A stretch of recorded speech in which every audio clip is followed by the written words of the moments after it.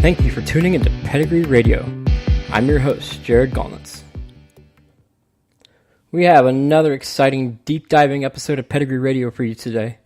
We will talk about some of 2018's new sires and really dive into the pedigree of Deputy Minister, who, if you listen to our first episode, really made his presence felt on Belmont Stakes Day. Towards the bottom of the hour, we will also welcome special guest Mike Pons of Country Life Farm in Maryland. Before we go any further, I would like to offer my condolences to the family of Chantel Lannery, specifically her husband and jockey Corey Lannery and their daughter Britlin, on the loss of their wife and mother. 2 consecutive episodes of Pedigree Radio and 2 consecutive weeks in a row that racing has lost one of their own, with the first week being the loss of Olin Gentry. So, before we dive into some of the sires of 2018, I want to first take a look at the pedigree of Grade 2 San Carlos winner, American Anthem. First, In Reality is present with AP Indy in both parents, and In Reality is present twice in Bodemeister.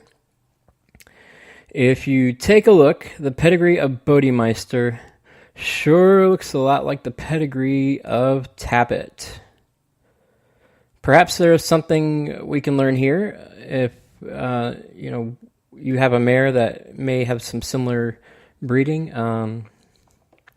Something we can repeat with our own mares.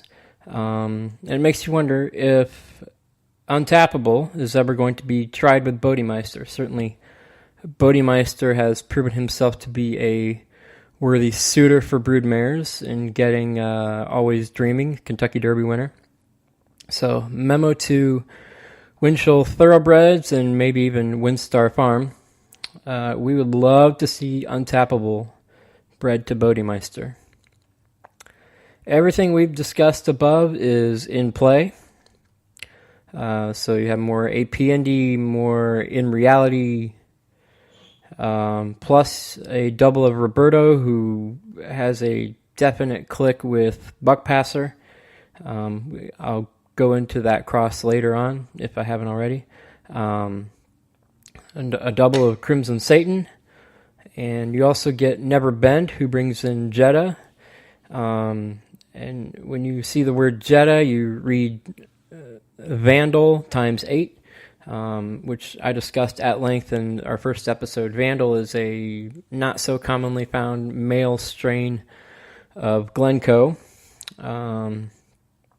And this cross with Untappable would also bring Latroin's son Bimelech, dual classic winner, Blue Larkspur, who carries more domino, and you would also get Mardigan with Nazrula. So I discussed last week, Mardigan is one of those family 16 Agnes descendants that goes quite well with Ormond and Ornament and their close kin Kendall, amongst many others. So I would also love to see Daughters of Icebox bred to Bodemeister. This would net a double of AP Indy, lots of Turbalon,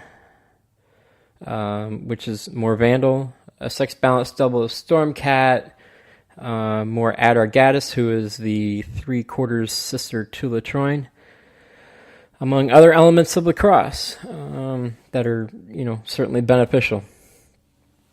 So that's something we would like to see happen there.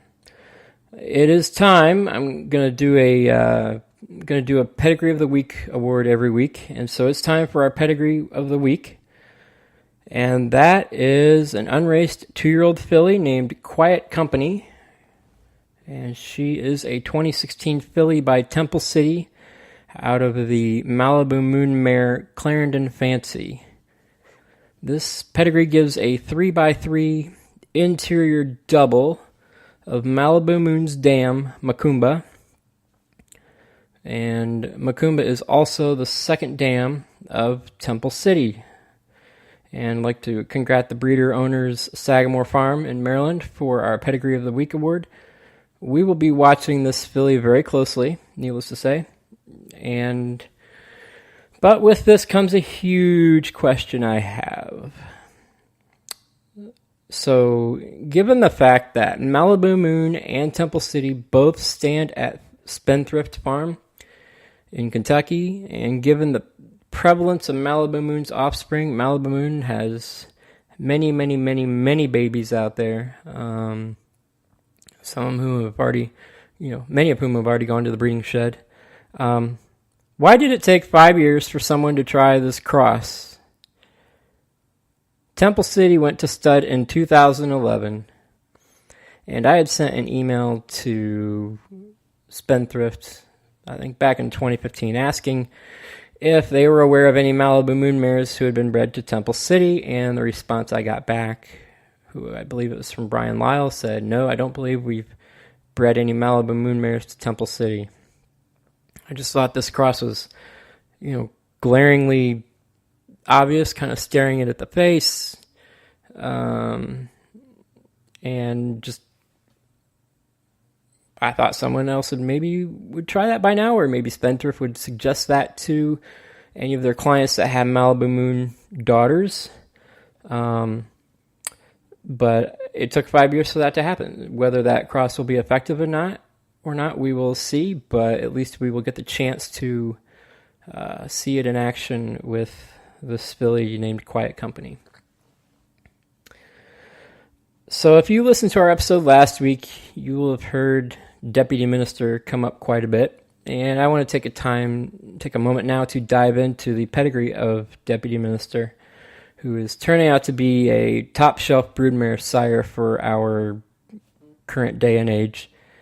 And, right there with AP Indy. And before these two, there was Secretariat, who ended up being quite a broodmare sire. And before Secretariat, there was Buck Passer.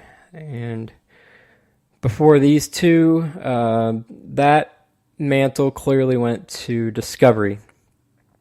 And if you don't realize that Discovery is the broodmare sire of names we all know well: Bold Ruler, Hasty Road, Intentionally, Native Dancer, Traffic Judge. Those are the main five that I know people know well. I'm sure there are others. But some things about Discovery. He is from the 23C, for you Bruce Lowe fans out there, the 23C line. This is the same family as Domino. Domino is endemic throughout the thoroughbred breed. Discovery, however, has more lines of family 23C than Domino himself has. And so Discovery is critical to line breeding with Domino and with Domino La Troyenne. Deputy Minister shows a 3-5 cross of the very speedy horse Bunty Lawless. Bunty Lawless has a double of Domino's son Commando. He has Hanover, who has 2 lines of Vandal, who we've mentioned here already. Deputy Minister's pedigree also has Bimelech, who is a son of La Troyenne, and then adds Discovery through Northern Dancer. Northern Dancer was out of a daughter of Native Dancer, Natalma. Native Dancer, we already mentioned, is a product of Discovery. So it's clear that Deputy Minister is benefiting from any lines of La Troyenne, especially her daughters. You can find those daughters overwhelmingly in Seattle Slew, AP Indy, Unbridled. Although Unbridled sources are mostly through Bimelech and through the reverse cross of Better Self. Better Self is the inverse of Baby League and Businesslike, bred on kind of a reverse cross with War Admiral. So keep that in mind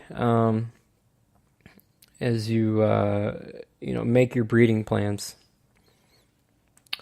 So let's go over some of our first year sires. Let us start with Arrowgate. So Arrowgate is a 2013 horse by Unbridled Song out of the Distorted Humor mare Bubbler. Distorted Humor was out of the Deputy Minister Mayor Grishel. There's Deputy Minister again. We just can't seem to get rid of him. He's here to stay, folks. And quite a progenitor.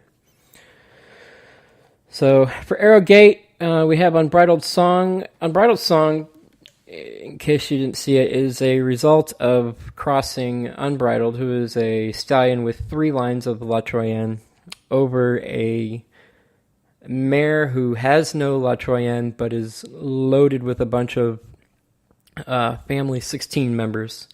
Caro has a lot of Kendall, who's a male strain of that family. And so Arrowgate is out of a Distorted Humor mare. Distorted Humor is by 49er, and 49er's Damn File, File. She has 4 lines of Ornament, who was a female strain of the line, of the family 16 line, through Scepter. So, to say that this line, John Prather and Les Brinsfield, who is my pedigree mentor, both profiled Distorted Humor before he went to stud, and their prediction was that mares carrying La Troyenne would be the best matches for Distorted Humor. And what happened is that through the first 8 years of his stallion career, Distorted Humor sired approximately